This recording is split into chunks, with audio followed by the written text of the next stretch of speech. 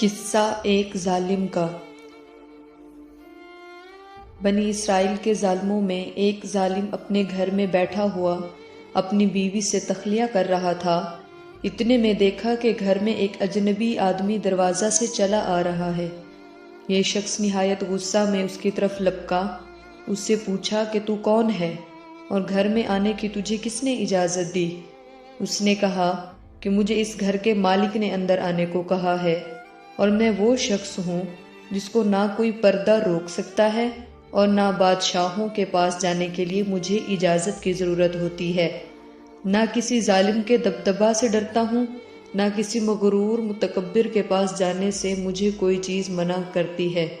اس کی یہ گفتگو سن کر وہ ظالم خوفزدہ ہو گیا، بدن میں کپکپی آ گئی اور اوندھے منہ گر گیا۔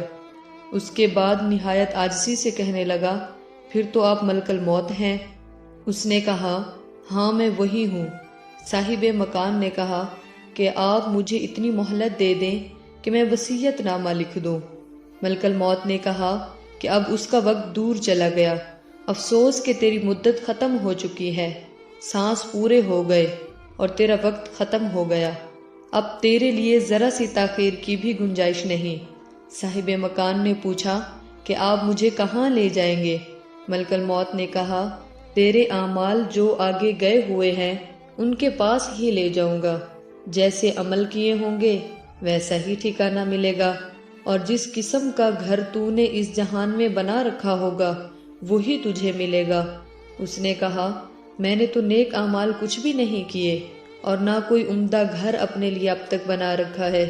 ملک الموت نے کہا، پھر تو لفظی نزاعت النشوا کی طرف لے جاؤں گا۔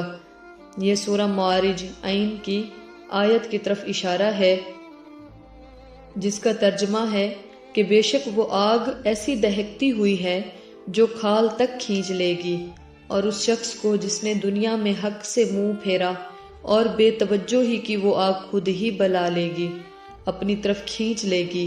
اس کے بعد ملک الموت نے اس کی جان نکال لی۔ گھر میں کوہرام مچ گیا، کوئی رو رہا تھا، کوئی چلا رہا تھا۔ یزید رکاشی کہتے ہیں کہ اگر لوگوں کو یہ معلوم ہو جائے کہ مردہ پر اس وقت کیا گزر رہی ہے تو اس کے مرنے سے زیادہ آہ و بکا اس حالت پر ہونے لگے جو اس پر گزر رہی ہے۔